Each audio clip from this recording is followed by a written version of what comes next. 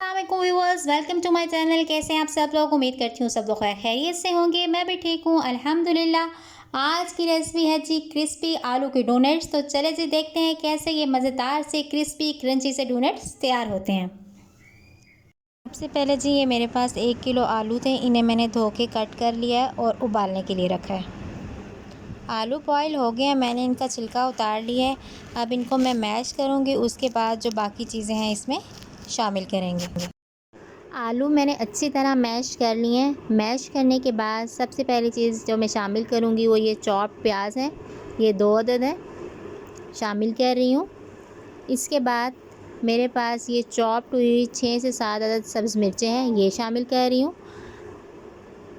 सब्ज़ मिर्चें शामिल करने के बाद मेरे पास ये कट किया हुआ हरा धनिया है, ये शामिल करेंगे। ये शामिल करने के बाद इसमें अब मिसाले जाएंगे। मिक्सर को मैंने बाउल में शिफ्ट कर लिया ताकि तमाम चीज़ें अच्छी तरह हल हों। अब ये मिसाले जाएंगे इसमें। हस्बे ज़ायक़ा नमक, चुटकी हल्दी, 1 टीस्पून काली मिर्च, हाफ़ टी स्पून सफ़ेद मिर्च, 1 टीस्पून चाट मसाला, 1 टेबलस्पून सुरख मिर्च और 1 टीस्पून दादरी मिर्च। ये तमाम मसाले इसमें अच्छी तरह हमने शामिल कर देने हैं। और उसके बाद ये मेरे पास एक अंडा है, ये मैं इसमें शामिल कर रही हूँ।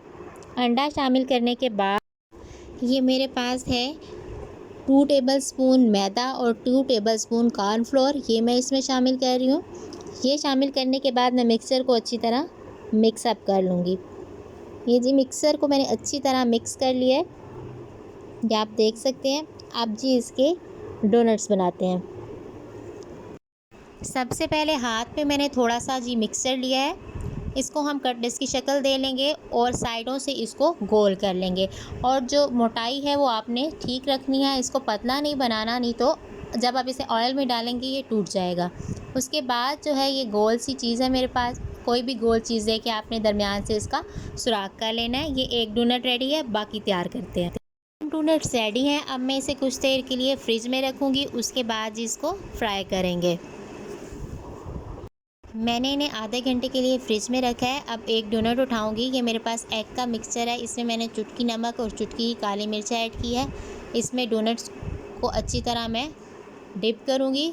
डिप करने के बाद ये मेरे पास ब्रेड क्रम्स हैं, ये इसके ऊपर लगा लेंगे जी। सारी साइड्स पे अच्छी तरह ब्रेड क्रम्स लगा लेने। ये जी मेरे पास एक डोनट रेडी है। इसी तरह बाकी सारे डोनट्स जो हैं मैं रेडी कर लूँगी। रेडी करके आपको दिखाती हूँ। ये जी तमाम डोनट्स रेडी हैं, अब इन्हें फ्राई करते हैं।